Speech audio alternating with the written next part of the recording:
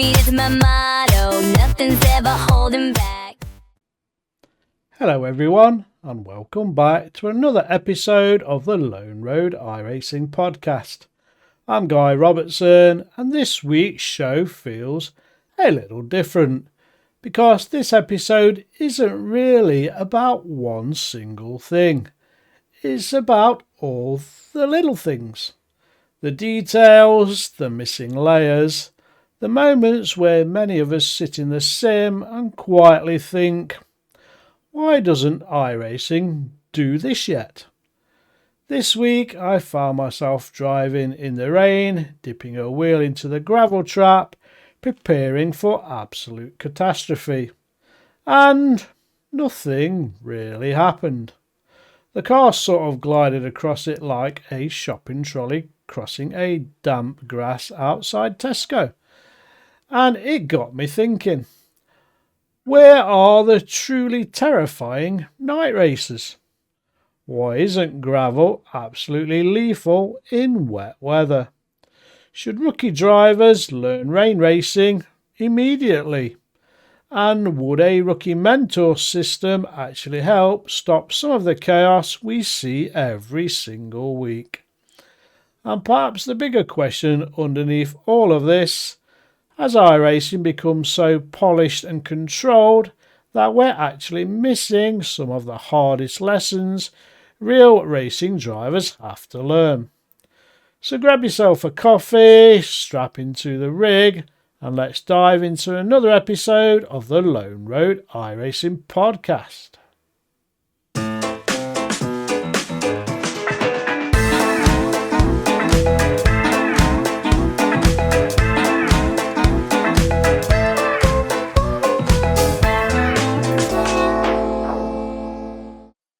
Where are the proper night races? One thing I generally think iRacing underuses is darkness. Yes, we see it in all the special events in all its brilliancy. But why don't we see this in public races anymore? Night driving often feels strangely absent from normal official racing. And that's a shame because night racing changes everything. The same track suddenly becomes a different creature.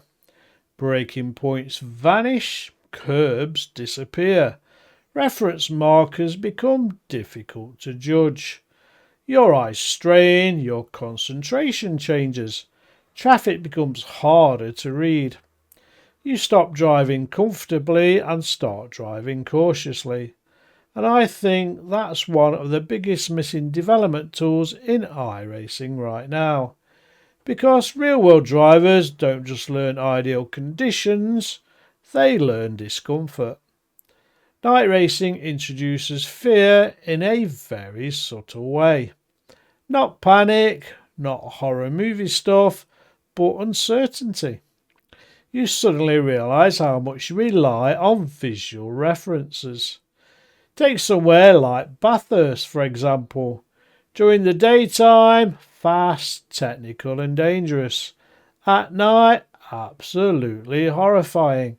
The top of the mountain turns into a tunnel of darkness and shadows. The walls feel even closer and the dips feel even deeper. The confidence we had now disappears. And that's where drivers improve. I personally would love to see rotating start times in official series. Imagine, listeners and viewers, you're in your GT3 fixed. Week 1, it's got an afternoon start. Week 2, sunset. Week 3, full night. And week 4, dawn. It will completely transform the experience. And more importantly, it will create adaptable drivers instead of hot lap robots. Now, what about the gravel? iRacing launched the gravel, or changed the gravel, I should say, pretty recently in the last 3 or 4 seasons. But actually, other than the odd ting ting ting as it hits an open wheeler, It doesn't do anything else, and that's really disappointing. Honestly, some gravel traps in iRacing feel like decorative beach landscaping. You run wide, the tyres touch the gravel, and instead of disaster, the cars sort of continues existing politely.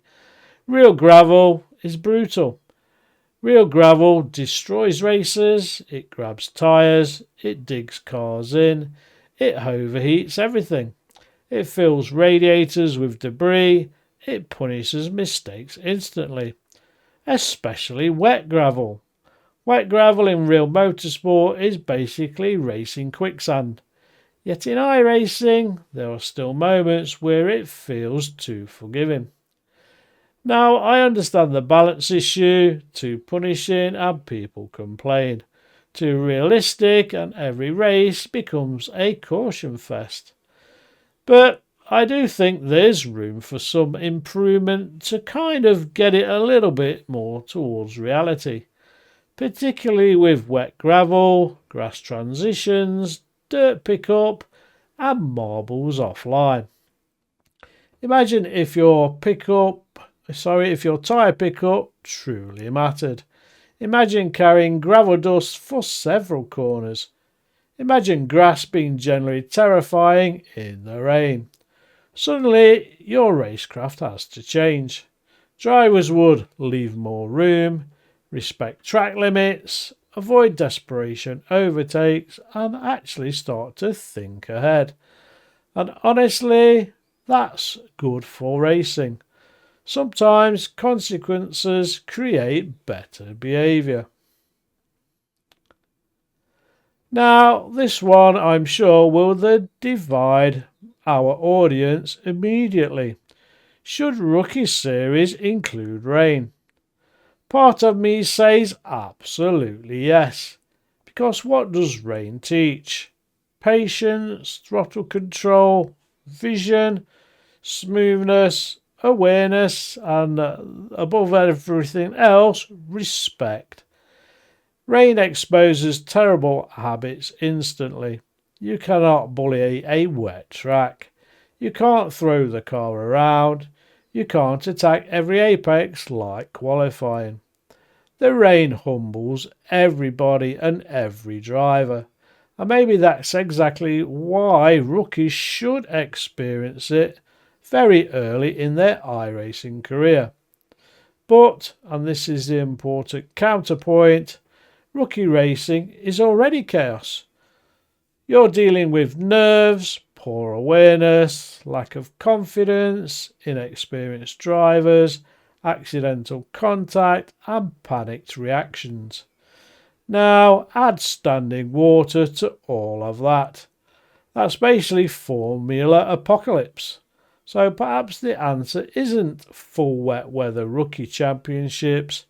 Maybe it's something like optional rookie rain sessions, rain training races, wet weather tutorials, or AI coaching events.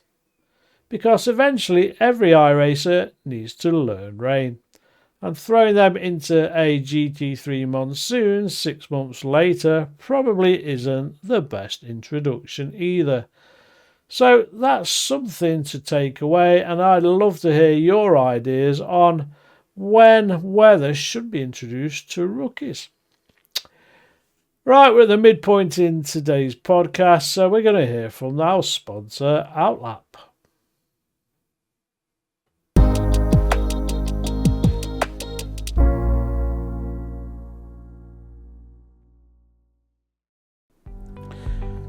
We're having a quick pause here to mention our sponsor, Outlap, who are supporting the podcast.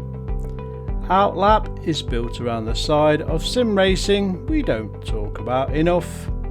The focus, the preparation, and mental work that happens long before the race actually starts. It's not about hype or loud designs. It's about process, patience, and showing up ready, whether that's in the rig or stepping away from it. If that side of sim racing resonates with you, you'll find Outlap quietly ticking along in the background. I want to thank Outlap again for sponsoring the podcast, and the link to their sim racing apparel store is in the show notes.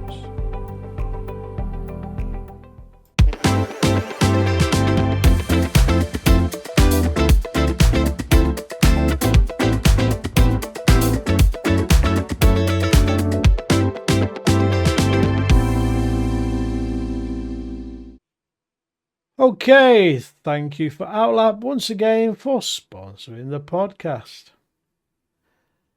This might actually be the feature I want most, a rookie mentor program. Because let's be honest, iRacing can be overwhelming at first. Nobody teaches you anything. Pit strategy, racecraft, defending, overtaking, mirrors, tyre management, wet lines, multi-class etiquette, protest system, yada yada yada. You basically arrive in rookies like somebody being launched into the sea with a steering wheel. And yes, YouTube helps a bit. Discord helps, and communities also help. And things like this podcast probably helps, hopefully, as well. But imagine official rookie mentoring.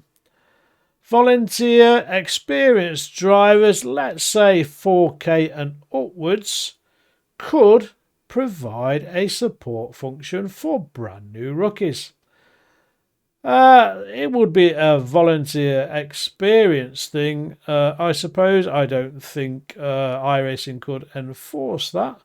But they could do hosted sessions, practice races, talk you through tracks, replay analysis.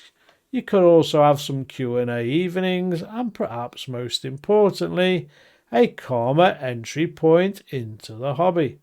Because many rookies quit before they ever discover how brilliant iRacing can become. Not because they lack talent, because they lack guidance. Here's another question. Should iRacing have a racecraft rating? Now, this is dangerous territory, but also fascinating and a good discussion. We currently have iRating and safety rating. They're the two key metrics, but neither truly measure racecraft. You can have fast, reckless drivers, slow, safe drivers, cautious qualifiers and aggressive overtakers. But what about a hidden racecraft score? Something measuring maybe predictability, awareness, rejoins, protest history, avoidable contact and blue flag behaviour. Now, obviously, this could become controversial very quickly, but it's interesting to think about it, because real racing drivers often become respected not because they're fastest, but because other drivers trust them, and that's actually an underestimated skill.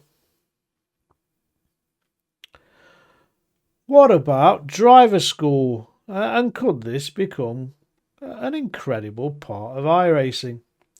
Imagine if iRacing created proper training schools, not licenses, not SR grinding, actual lessons.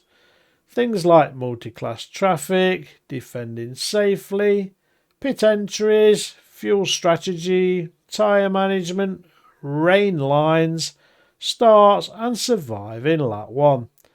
Now, I know iRacing started to put some kind of video system onto iRacing itself and also post them on YouTube, but maybe we need something a bit more pinpointed for our new drivers or even experienced drivers who are struggling and maybe want to go back to basics. Imagine some short challenge modules. Pass them and unlock certifications. It would massively help the overall standard of iRacing, and perhaps reduce the endless "why is lap 1 always a shit show" discussion, because some people generally don't know what they're doing wrong. And that's why this podcast is helping people, you, the listeners and viewers, and hopefully some of your friends and buddies along the way. Okay, we're going to be right back and we're going to get into this week's Agony Uncle question. Don't go away.